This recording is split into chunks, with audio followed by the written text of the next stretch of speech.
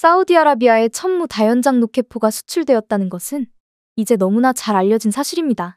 우리가 뭐라 하기도 전에 사우디 측이 알아서 천무를 예멘의 후티 반군을 상대로 쓰는 영상들을 여러 공개해서인데요.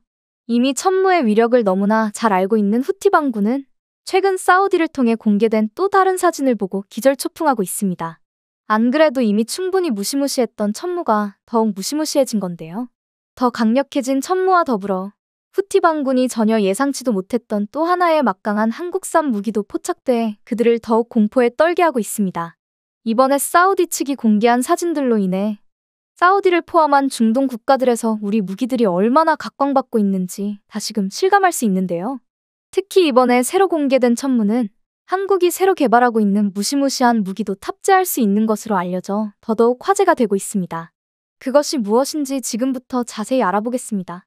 한국 무기 전문가 하쿠 메이스는 지난 16일 자신의 SNS에 전술탄도 미사일 포드를 탑재한 천무가 사우디아라비아에서 처음 목격되었다며 최근 사우디에서 공개한 새로운 천무 사진을 올렸습니다. 그의 말대로라면 천무가 탄도 미사일 포드를 장착한 게 목격된 건 아랍에미리트 연합에 이어서 두 번째인데요. 하쿠 메이스는 천무가 실제로 탄도 미사일을 발사하는 사진도 함께 올려 이를 증명했습니다. 사진에서 천무가 발사한 미사일은 CTM-290으로 KTSSM-2를 개량한 것인데요. 무게 1.5톤인 이 미사일의 사거리는 290km로 미군이 쓰는 M270이나 하이마스를 통해 발사하는 에이테크스와 동급인 미사일로 분류됩니다. 그러면서 원형 공산 오차도 7에서 8m 정도에 불과한 엄청난 정밀도도 갖추고 있는 고성능 탄도 미사일이죠. 천무가 CTM-290을 쏘는 사진이 사우디 쪽에서 나왔다는 것은 의미하는 바가 여러 있는데요. 하나는 현재 사우디가 갖고 있는 천무가 탄도 미사일을 쏠 수 있는 최신형이라는 겁니다.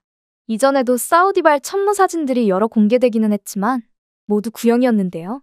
기존의 천무가 쏠 수 있었던 미사일 중 가장 멀리 나갈 수 있었던 건 GMLRS 유도 미사일로 사거리가 80km에 불과했습니다. 하지만 이번에 사진으로 확인된 최신형 천무를 도입하면서 사우디는 CTM-290 등 사거리가 수백 킬로미터인 탄도 미사일을 천무로 발사할 수 있게 되었습니다. 또한 대회 선전용으로 이런 사진을 찍을 수 있다는 걸로 사우디가 이미 상당량의 CTM-290을 갖고 있음을 짐작할 수 있는데요. 이에 군사 전문가들은 사우디와 UAE가 상당한 수의 천무와 CTM-290을 사갔다고 보고 있습니다. 이미 후티 반군과의 전투를 통해 천무의 위력을 잘 알고 있는 사우디가 이런 선택을 하는 건 당연할지도 모르는데요. 주목할 건 이번에 사우디가 사간 최신형 천무가 탄도 미사일을 쏠 수 있다는 건 기존에는 미처 상상치 못했던 강력한 무기도 사용할 수 있게 된다는 겁니다. 바로 대함탄도탄인데요. 대함탄도탄은 이름 그대로 상대의 함선이나 잠수함을 추적해서 타격하는 탄도 미사일로 과거 냉전 때 소련이 전력상 우월한 미 해군에 맞서기 위해 개발한 것이 시초입니다. 하지만 냉전이 막바지에 다다르면서 군축 협상이 이뤄져 미국과 소련 모두 개발하지 않기로 합의해 한동안 개념상으로만 있었던 무기체계였는데요. 세월이 흘러 미국과 러시아, 중국의 경쟁이 심화되면서 미 해군에 맞서기 위해 러시아와 중국을 중심으로 개발이 활발히 이뤄지면서 다시 주목받고 있습니다. 특이하게도 이 대함탄도탄을 실전에서 처음으로 사용한 건 미국도 러시아도 중국도 아닌 전혀 의외의 세력인데요. 바로 후티 반군입니다. 후티 반군은 이스라엘의 가자지구 공격을 지원하는 세력들에 대한 경고로 작년 11월부터 홍해를 지나는 미국과 영국 선박들을 대함탄도탄으로 공격했습니다. 참고로 후티 반군이 이때 사용한 대함탄도탄은 이란 기술로 만든 아세프로 탄두 무게는 500kg에 최대 400km 거리에 떨어져 있는 함정을 타격할 수 있는 것으로 알려졌습니다. 후티 반군의 공격으로 인해 대함탄도탄의 위력이 알려지게 되자 기존에 개발하던 러시아와 중국, 이란뿐 아니라 다른 나라들도 개발에 나서게 되었는데 그중 하나가 우리 대한민국입니다. 마침 우리 기업 중 대함탄도탄 개발에 나선 곳이 천무의 개발사인 하나에어로스페이스인데요. 하나는 올해 9월 천무의 폴란드 수출형 모델인 호마르케이에 대함탄도탄을 통합할 것을 제안해 눈길을 끌었습니다. 하나의 제안은 신형 미사일인 CTMMR의 기수에 적외선 탐색기를 붙여 적 함선을 추적하고 격침할 수 있는 대함탄도탄으로도 사용할 수 있게 하겠다는 건데요. 미사일에 부착된 적외선 탐색기는 발사 시점에는 슈라우드로 보호되지만 표적을 탐지하는 종말 단계에서는 슈라우드를 분리해 적 함선을 추적하게 됩니다. 탐색기는 함선이 내뿜는 기관부 배기열과 선체에서 복사되는 적외선을 센서로 탐지해 함선의 전파 방해 여부와 상관없이 추적할 수 있는데요. CTMMR 미사일 자체도 전파를 발산하지 않아 적에게 탐지되지 않습니다. 기존 대함 탄도탄 중에는 자체적으로 전파를 발산해 적에게 탐지되기 쉽거나 함선이 내뿜는 전파를 추적하는 방식이라 적에게 기만당할 우려가 있는 게 많다는 걸 생각하면 아주 큰 장점이죠. CTMMR의 대함 탄도탄화가 이뤄지면 한국은 러시아와 중국, 이란에 이어 세계에서 네 번째로 대함 탄도탄을 실용화한 나라가 되는데요. 그리고 천무는 대함 탄도탄을 발사하는 역할도 맡을 수 있게 돼 그 활용 가치가 더욱 커지게 됩니다. 이는 후티 반군에 대응할 더 강력한 수단을 찾고 있는 사우디로서는 반갑기 그지없는 소식이죠. CTMMR이 사거리가 160km라 대함 탄도탄으로서는 사거리가 길지 않다는 단점이 있기는 하지만 이는 사우디군 입장에서는 큰 문제가 될 건 아닙니다. 후티 반군이 주로 설치는 아덴만과 홍해 사이의 좁은 해협에서는 이 정도 사거리만 되어도 적 함선을 타격하는 데는 충분하기 때문입니다. 사우디에 있어서 천무가 더욱 중요해진 것은 대함 탄도탄을 포함한 탄도미사일을 쏠 수 있게 되어서만이 아닙니다. 우리 정부가 올해 8월부터 수출용 미사일의 사거리 제한을 300km에서 500km로 늘렸기 때문입니다. 앞서 보여드린 CTM-290의 사거리가 300km도 아닌 다소 애매한 290km인 이유가 이전에는 수출용 미사일의 사거리가 300km로 제한되어서였는데요. 이것이 8월부터는 해제돼 천무로 사거리가 더 긴 미사일을 쏠 수 있게 된 겁니다. 수출용 미사일의 사거리가 늘어나게 된 이유에 대해 정부 관계자는 중동 일부 국가에서 다연장 로켓에 들어가는 미사일의 짧은 사거리를 해결해달라는 요청이 있었다고 밝혔습니다. 이번에 사우디에서 공개한 최신형 천무 사진 등을 비롯해 최근 사우디의 행보를 보면 그 중동 일부 국가가 사우디가 아닌가 하는 추측이 나오고 있는데요. 때마침 11월 초 그러한 추측에 설득력을 실어주는 일이 생겼습니다.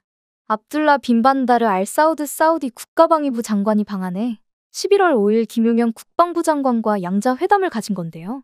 사우디가 현재 장갑차와 자주포, 대공장비, 레이더, 정찰감시 장비, 탄약 등 하나로 30조 원 규모의 중장기 무기 획득 사업을 추진 중이고 빠르면 12월에 최종 사업자가 선정된다는 걸 생각하면 의미심장한 행보입니다. 특히 국방부 장관이 아니라 국가방위부 장관이 방한했다는 거에 주목해야 하는데요. 이름만 보면 국가방위부가 우리나라의 국방부랑 같은 거 아닌가 생각하실 수 있지만 사우디에서 둘은 별개의 부처입니다. 사우디의 국가방위부는 왕실과 메카나 메디나를 비롯한 성지, 유전 등 국가 중요 지역과 시설을 방어하는 임무를 담당하는 부처인데요. 국가방위부 장관이 방한한 건 이번이 사상 처음입니다. 그만큼 사우디가 자국 국방과 관련해서 한국을 중요 파트너로 여기고 있다는 건데요.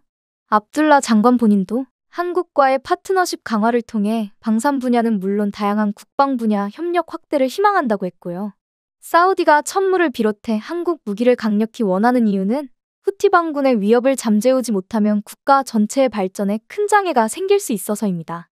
앞에서 천무로 쏠 미사일 사거리를 500km까지 늘려달라고 한 게 사우디였다는 추측이 있다고 했는데요. 그 이유가 후티 반군의 반격을 받을 우려가 없는 사우디 후방에서 후티 반군이 장악한 예멘 서부로 미사일을 날리려면 그 정도 사거리가 필요해서죠. 그래서 최신형 천무의 사진을 공개한 것도 후티 반군을 향한 경고에 의미가 있는 걸 수도 있는데요. 이렇게 사우디가 후티 반군 제압에 기를 쓰는 건 이들의 위협 때문에 그동안 사우디의 주요 수입원 중 하나였던 홍해 해운이 마비되게 생겨서입니다. 앞서도 말했듯 후티 반군은 작년 말부터 대함 탄도탄까지 동원하면서 홍해를 건너는 선박들을 계속 공격하고 있는데요. 이 때문에 그리스의 해운 업체 콤벌크는 홍해 항해를 중단했고 독일 컨테이너 운송그룹인 레오나르트 앤 블룸버그도 홍해와 아덴만을 운행 금지 지역으로 지정했습니다. 이들 외에도 여러 해운 업체가 후티 반군의 위협 때문에 홍해가 아니라 아프리카 희망봉을 돌아가는 루트를 택하고 있죠. 이는 국제 물류 비용 상승으로도 이어지고 있기에 우리에게도 영향이 미치는 사안인데요. 홍해와 아덴만에서의 후티 반군의 위협은 해운뿐 아니라 사우디가 야심차게 추진 중인 네옴 프로젝트에도 악영향을 주고 있습니다. 네옴 프로젝트는 사우디가 추진하는 국가개혁 프로젝트인 비전 2030의 핵심 사업으로 2030년까지 인구 150만의 최첨단 미래산업 도시를 만드는 것을 목표로 하고 있습니다. 수소와 태양광 등 친환경 에너지로만 가동되는 길이 170km의 거대 도시를 세우는 걸 계획하고 있기에 한국을 포함한 세계 각국 건설업계의 새로운 노다지처럼 여겨졌죠. 그러나 이 네옴 프로젝트가 최고 책임자였던 나드미 나스르 네옴 CEO가 사임하는 등 최근 크게 삐걱거리고 있습니다. 최근 국제유가가 낮아져 사우디 정부의 투자가 줄어든 데다 이에 대한 대안으로 추진하고 있는 외국인 투자 유치도 시원찮은 탓인데요. 외국인 투자 유치가 부진한 이유로는 기존 사우디 유력 인사들에 대한 대규모 숙청 등 빈살만 왕세자의 전횡에 대한 반발이나 건설 노동자 사망이 잇따르고 있는 열악한 노동 환경에 대한 비판 등 여러 가지가 있죠. 그리고 그 이유 중 하나가 후티 반군의 위협인데요. 네옴시티 자체는 후티 반군의 세력권보다 훨씬 북쪽에 있어 직접적인 위협에 노출되지는 않지만 홍해 연안에 있는 만큼 후티 반군이 홍해를 막고 있는 현 상황이 해결되지 않으면 공사 등의 차질이 생길 수밖에 없습니다.